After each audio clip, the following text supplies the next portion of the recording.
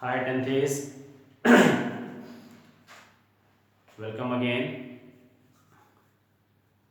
तो आज हमको स्टार्ट क्या करना चाहिए? Statistics. Statistics chapter is going on. So in today's video find the mean by direct method and assume mean method. तो प्रीवियस क्लास में हम लोग ने क्या डिस्कस किया था? Mean, median, mode. I think तीनों चीज़ों को हम लोगों ने डिस्कस किया था, तीनों सेंट्रल टेंडेंसी को हमने डिस्कस किया था। और रा डाटा, ग्रुप डाटा और arrange group data. Raw data means ungroup data, second level group data और third arrange group data means class interval. With class interval के रेस्पेक्ट में हम लोगों ने किया था। तो आज हम लोग एक ऐसे डाटा को यूज़ करते हैं जिस डाटा की हेल्प से हमारा मीन का आंसर तो सेम आएगा बट कैलकुलेशन प्रोसेस एकदम डिफरेंट होगा। बट फर्स्टली हम लोग क्या था कि नॉर्मल मीन तो निकालना जानते थे डायरेक्ट मेथड से, बट एज्यूम मीन मेथड जो आपके एग्जामिनेशन में आने के पूरे चांसेस रहते हैं, एक एज्यूम मीन मेथड एंड एक step deviations. Okay, so focus करते हैं। तो हम एक ऐसा डाटा लेने जा रहे हैं जिस डाटा में क्लास इंटरवल गिवन होगा, तो वो डाटा हमारे लिए क्या हो जाता है? ग्रुप डाटा हो जाता है या अरेंज ग्रुप डाटा हो जाता है group data with class interval. Okay, जो सिस्टमाइज होता है। तो फर्स्टली हम एक डाटा लेते हैं class interval. Firstly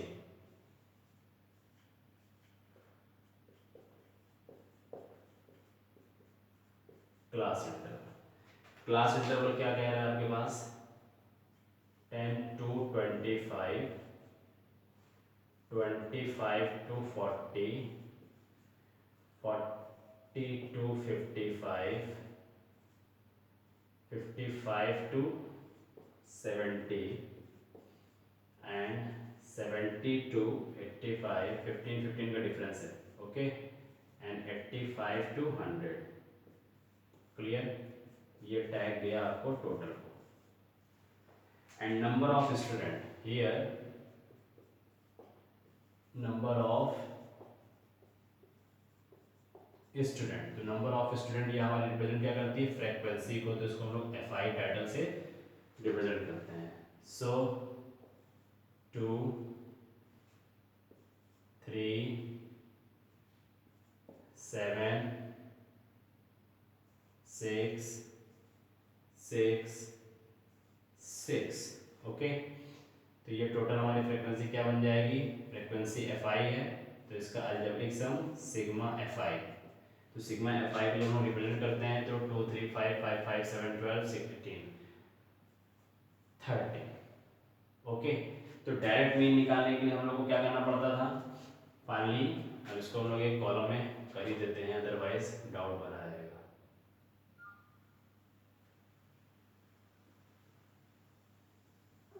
okay,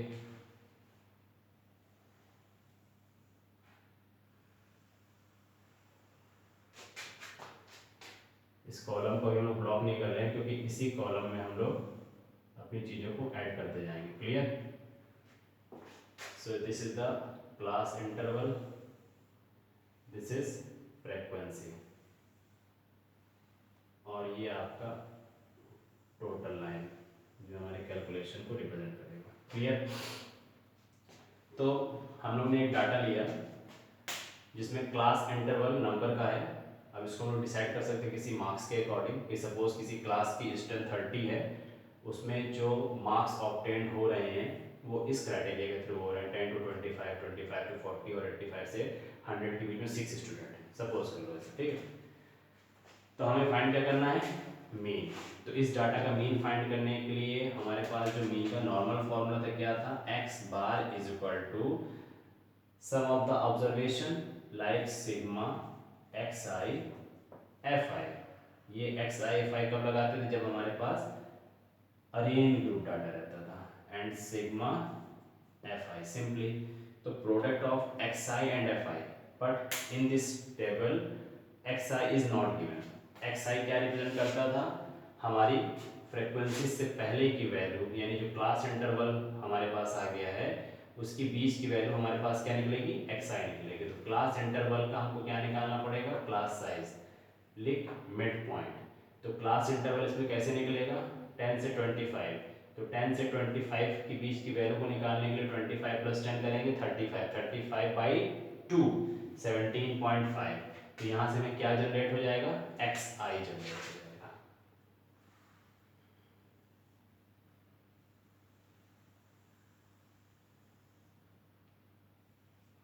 okay, तो यहाँ से हमको क्या जनरेट होना चाहिए, xi। तो ये xi का कॉलम हमारा यहाँ तक आ गया। अब xi के कॉलम में हमारे पास जो सिचुएशन बनेगी 45 45, तो 10 25 का मिडिल जब निकालेंगे मिड पॉइंट तो हमें मिलेगा 17.5। फिर 3 पे जब आएंगे 17 के बाद आ जाएगा आपके पास 22 32, डायरेक्टली 25 से 40 32.5, and now 47.5, then 62.5, 77.5 and last 92.5। कैसे आ रहा है 92.5, 85 प्लस 100 185, 185 डिवाइडेड बाई 2 92.5। ओके, तो ये xi आ जाता है। अब नॉर्मल मीन यानी डायरेक्ट मीन फाइंड करने के लिए हमको अब किसकी रिक्वायरमेंट है, product of xi and fi। Clear, तो प्रोडक्ट ऑफ xi fi करने के लिए दिस मल्टीपल दिस, तो 17.5 मल्टीप्लाई बाई 2, 17 2 34.5 मीन 35। तो इसका आंसर कितना आ रहा है हमारे पास 35.0, then 97.5 and 332.5, 375.5 and 465.5 and 555.5। Okay, जैसे ही हम इनका अलजेब्रिक सम करते हैं, जैसे ही इनका हम अलजेब्रिक सम करते हैं तो वो अलजेब्रिक सम क्या कहलाएगा, सिग्मा xi fi। तो सिग्मा xi fi का सम कितना आ रहा है 1860.0। क्लियर, तो अब जब हम लोग इस कॉलम में डायरेक्ट पुट करते थे तो 1860.0 divided by sigma fi means 30 हो गया, तो 0 0 कैंसिल और 3 के टेबल से कैंसिल कर देंगे, 3 6 18 एंड 3 2 62। तो फाइनली इसका आंसर कितना निकला 62 निकला।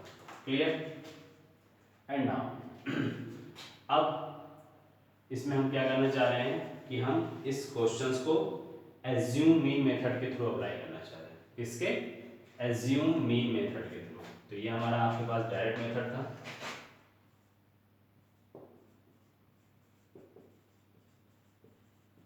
डायरेक्ट मेथड, ठीक। And now assume mean method. तो एज्यूम मीन मेथड वर्ड से क्लियर हो रहा है कि हमें मीन को एज्यूम करना है, हमें मीन को एज्यूम करना है, ठीक है। तो हम इसी डाटा को लेके वर्क करेंगे, ठीक। बट उसमें कौन सा हमको एज्यूम मीन मेथड के लिए अप्लाई नहीं करना पड़ेगा वो चीज़ हम यहाँ बताएंगे। क्लियर, तो एज्यूम मीन मेथड में क्या होता है कि फर्स्टली क्या है कि हम अपने मीन में किसी चीज़ को एज्यूम कर लेते हैं। तो ये जो एज्यूम मीन मेथड होता है वो स्मॉल a से रिप्रेजेंट किया जाएगा। अब एज्यूम मीन मेथड का मतलब ये है कि जो क्लास इंटरवल का आपने xi निकाला था, तो xi आपकी ये है, fi तो चेंज होगी नहीं, fi हर जगह वही रहेगी, फ्रीक्वेंसी हर जगह वही रहेगी। बट इस क्लास इंटरवल के अकॉर्डिंग जो आपने xi का डाटा निकाला है उसमें आपको अपने डाटा में कोई नंबर एज्यूम कर लेना है, लाइक 1 2 3 4 5 6। अगर ये 7 होता तो 3 अप एंड 3 डाउन को हम छोड़ देते तो बीच की वैल्यू क्या हो जाती मेरे लिए मीन हो जाती है, हम उसको क्या कर लेते हैं, एज्यूम कर लेते, सपोज कर लेते, बट कुछ नहीं है तो हम टॉप से 47.5 को क्या कर लेते हैं, एज्यूम कर लेते हैं। ठीक, तो अगर हम एज्यूम मीन मेथड में 47.5 को मैंने एज्यूम किया, आपने 62.5 को एज्यूम किया, तो भी आंसर 62 ही आएगा। ठीक, बट इस एज्यूम में सिर्फ एक चीज ऐड हो जाती है, डेविएशन। क्या ऐड होता है, डेविएशन। अब वो डेविएशन का इंपॉर्टेंस क्या है उसको समझिए, लिख भी देता हूँ। एज्यूम का मतलब यहाँ पर लिख देते हैं, deviation D I is equal to X I minus A. Okay, इसको ऐसे समझिए, हमने जो लिखा, अब सेकंड कॉलम में हमने क्या लिखा, D I is equal to X I minus A. D stand कर रहा है डेविएशन को। What is the meaning of deviation, deviation is the difference between X I and A. Deviation difference between X I data and A means assume. यानी जो D I आप निकाल रहे हैं, डेविएशन दो नंबरों के बीच का निकाल रहे हैं, वो हर एक डाटा से अपने एज्यूम को सब्ट्रैक्ट कर देंगे। यानी 17.5 minus 47.5 I think 30, then 32.5 minus 47.5 15, 47.5 minus 47.5 0। Clear, अब हम यहाँ पर डी आई निकालेंगे, पहले निकाल के सेव करते हैं फिर बताते हैं। तो डी आई में एक्स आई को जब करेंगे तो 17.5 minus 47.5, bigger number is 47.5, so answer is minus 30। 32.5 minus 47.5 means minus 15, 47.5 minus 47.5 means 0, and 62.5 minus 47.5 is 15, and again positive 30, and this is 45। Clear, तो एज्यूम में आपके पास डाटा ऐसे ही बनेगा, minus minus 0, positive positive positive. ठीक, अगर यहाँ पर टॉप में भी हम लोग नंबर लेते तो यहाँ पर 30 15, देन पॉजिटिव पॉजिटिव, एक वैल्यू नीचे बढ़ी हुई थी तो हमारे पास 45 आ गया, 15 15 का डिफरेंस था, तो नेक्स्ट नंबर हमारे पास 60 हो जाता। और निगेटिव में हमारे पास नेक्स्ट नंबर क्या हो जाता, माइनस 30 है तो माइनस 45 हो जाता। Understood, minus 15 minus 30 minus 45 minus 60, 0, positive 15 positive 30 positive 45 positive 60, तो ये डेविएशन निकलता है।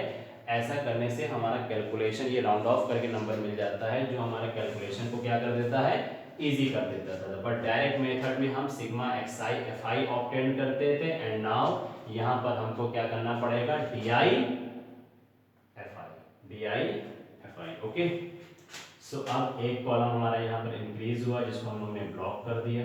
ठीक, इसको सेव करेंगे, फिर हम लोग अपने कॉलम को आगे बढ़ा रहे हैं। उस कॉलम से हम क्या निकालेंगे, according to assume mean method formula, according to assume mean method formula. अब हमारी रिक्वायरमेंट हो जाएगी, जैसे यहाँ एक्स आई एफ आई हो जाती थी, तो एक्स आई एफ आई ना होकर के क्या हो जाएगी, D I F I, D I F आई, क्योंकि इसको निकालने का कुछ इंपॉर्टेंस तो होगा। डी आई क्यों निकाला है, डी आई इसीलिए निकाला है कि उसको हम एफ आई के साथ प्रोडक्ट में ले लेंगे। तो कैलकुलेशन पार्ट इजी हो जाएगा, 32 सा 60 माइनस 60, 15 3 सा माइनस 45, 0 मल्टीप्लाई बाई 7 0, 15 6 सा 90,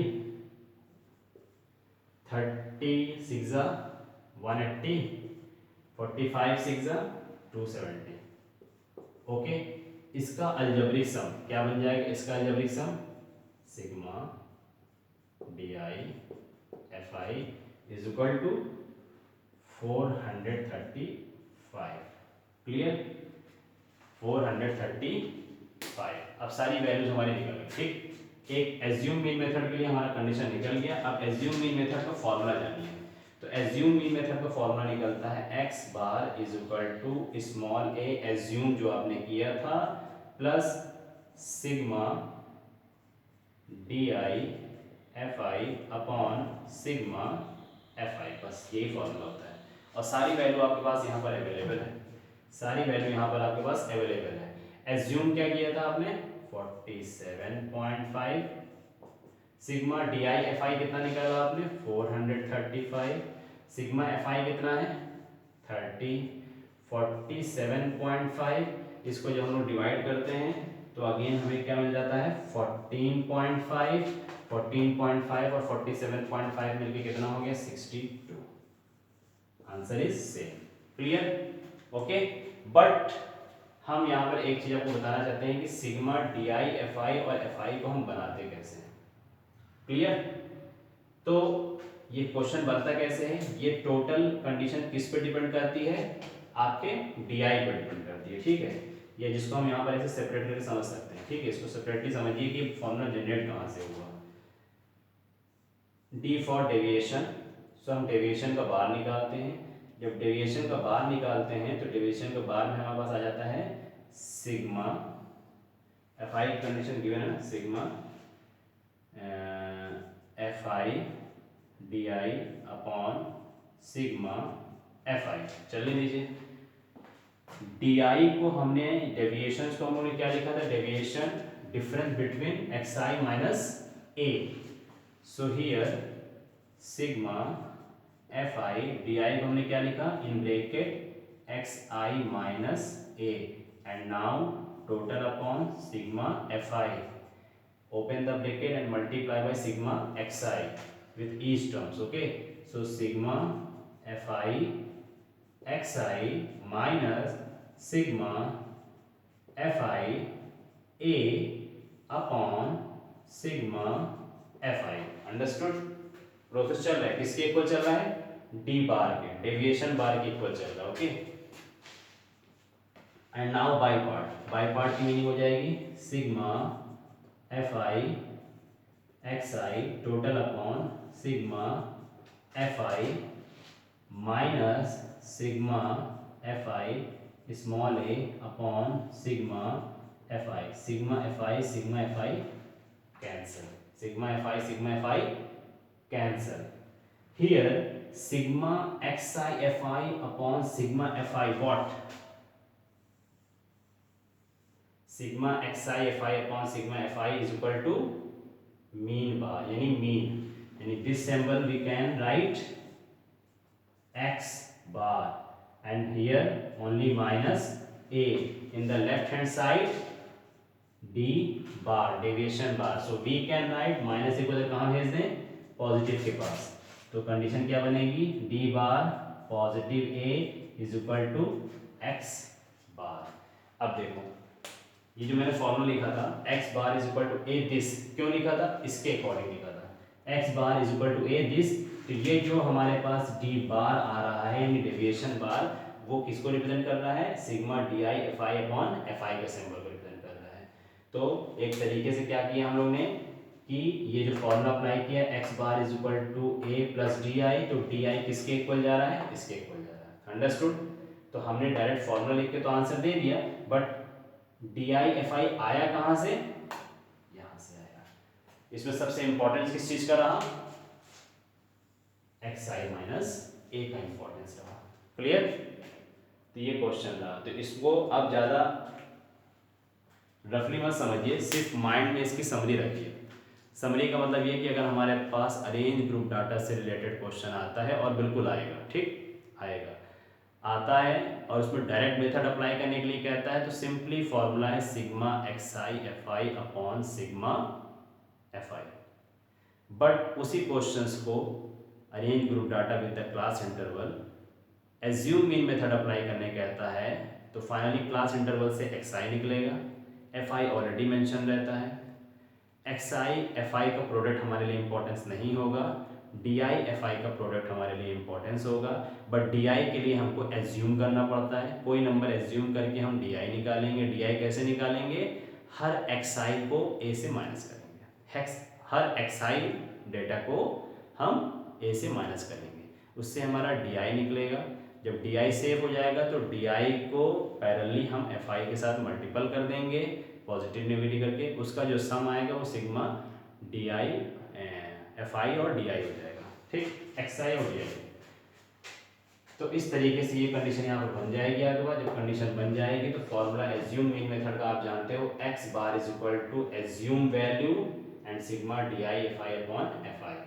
इसका सैम्पल क्या हो सकता है, डी बार।